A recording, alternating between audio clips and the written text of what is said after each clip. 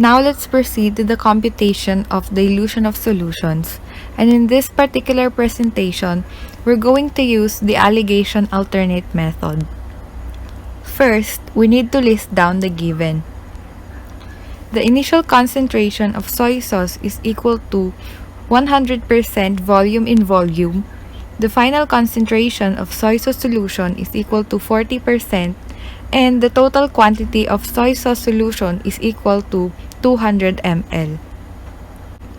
For the unknown, the quantity of soy sauce and the quantity of water that are needed in order to prepare 200 ml of 40% soy sauce solution. Since we're going to use the alligation alternate method for our solution, we first have to draw a table like this. It is composed of 3 columns, namely IC for initial concentration, FC for final concentration, and the parts.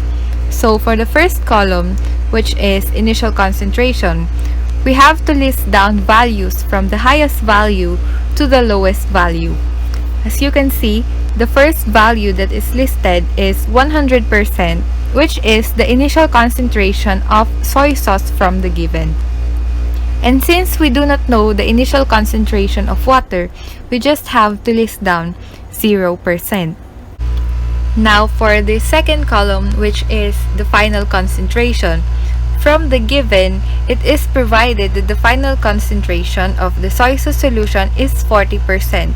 So we have to list that down on the middle of the column. For the third column, which is the parts, we have to subtract the values from the 2 previous columns. So for example, 100% minus 40% would equal to 60 parts. And we have to list that down on the lower portion of the column or alternate to the previous value, which is 40%. Next, 0% minus 40% would equal to negative 40, but we just have to list down 40 parts. Again, it should be alternate from the previous value, which is 40%. Note that the 40 parts is for the soy sauce and the 60 parts is for the water. From the values from the table, we can now determine the ratio. So 40 parts of soy sauce is to 60 parts of water. And since both values can be divided by 20, we can simplify the ratio.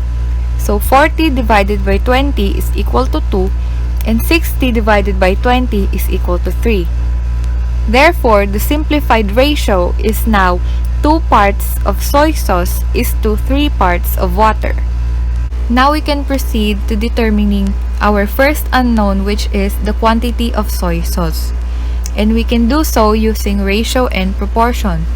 So if 2 parts of soy sauce is contained in 5 parts soy sauce solution, how many milliliters of soy sauce should be contained in 200 ml of soy sauce solution? Note that the 5 parts there came from the sum of the 2 parts soy sauce and the 3 parts of water. Next, we have to cross multiply.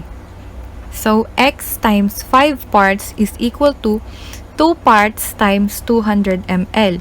And since we are looking for the value of x, we would have to divide 5 parts on both sides of our equation so we can cancel it out, leaving x behind on one side of the equation.